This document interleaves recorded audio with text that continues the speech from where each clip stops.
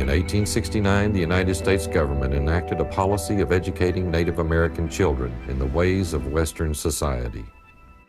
By the late 1960s, more than 100,000 Native American youth had been forced to attend Indian boarding schools.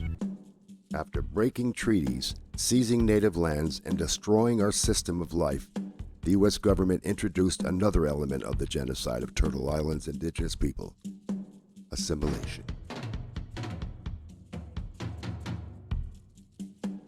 Kill the Indian, save the man.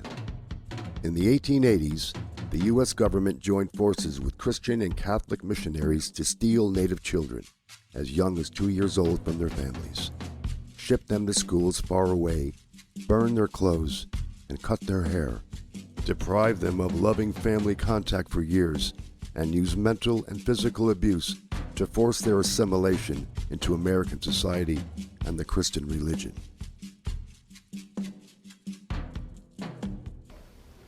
So you have a policy shift that occurs in the mid-1880s from this policy of extermination to a policy of assimilating the residue of survivors. The 1890 census shows only about 250,000 American Indians surviving within the 48 contiguous states area of North America. It was felt that the overburden of white population could simply absorb, digest, if you will, this residue and certain things that went into it. Probably two linchpins defined the whole. One was to attack the cultural integrity that remained among the adults in living the life. That's one wing of the assimilation policy. The other was to go after the children. And it's a theme which is very well grounded, has been practiced by the papacy. It said, give us the children to be raised in a certain way, they will be believers for life. Was utilized by the Anglo governments of both Canada and the United States and North America. The idea that you could take, and this was the stated objective, it was never completely realized, partly because it was too expensive and the taxpayers wouldn't ante up. But the idea was to take every American Indian child between the ages of 5 and 15 and process them through institutions remote from their families, from their communities, from their societies, from their traditions, geographically remote for this period of time.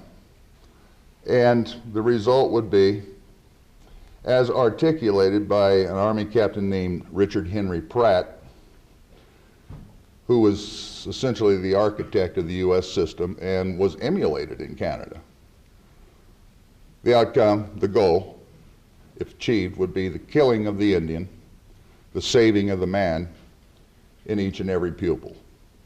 Now, you have to understand that by man, he meant human, and I think it's a very instructive formulation. He would have been a soundbite artist, I suppose, if he were around today. He was a very impactful individual in the approaches that he had developed to accomplish tasks here. But that formulation pretty much frames how he's going to go at it. To be Indian is a juxtaposition to being human. To be Indian, you cannot be human. To be human, you cannot be Indian. So whether the killing is figurative or literal, it is intended in literal terms as a form of death. That's what the script is to be.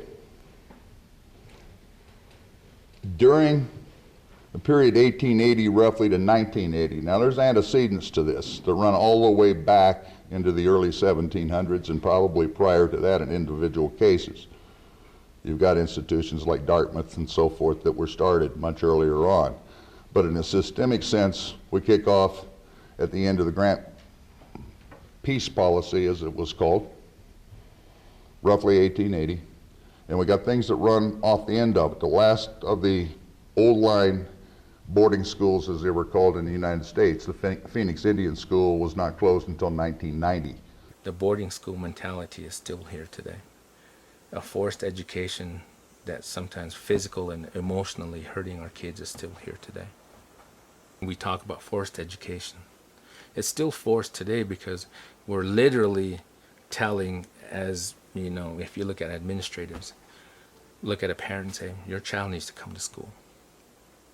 You're pulling that child away from a family setting that we as Lakota say is the strongest point of a child, family. Because that child learns from the mom and dad, the grandparents, aunts and uncles, of who they are as, you know, identity. When you pull that child out, and that child has no foundation, you have 100% chance that child you can change. How you want that child, you can build it and build that child yourself. But that child is going to be affected because it's losing everything. It's losing the culture, the language, the history, even spirituality. In the high school department where I was teaching, they started speaking a lot of the language in other classrooms. And those teachers were telling them that they can't do that. They can only do it in my classroom. And they said, well, this is our language. You know, we're getting ready when we get into Mr. Laisbat's class, and we're going to speak Lakotas. We're getting ourselves ready. And after a while, 2 of the teachers started removing the kids. Literally, like they were little elementary kids. They would put them out in the hallway so they wouldn't speak Lakota in their classroom. The department chair came to my classroom and told me that anything that I do in the classroom cannot leave my classroom. Teaching of the language, speaking of the language, anything pertaining to our culture and our language cannot leave my classroom. The teachers started kind of harassing our daughter, our younger one, and then harassing my wife because they're saying that she's not learning. They're pretty much saying that she was illiterate because she spoke the language, her native language. We were hoping they were going to work with us.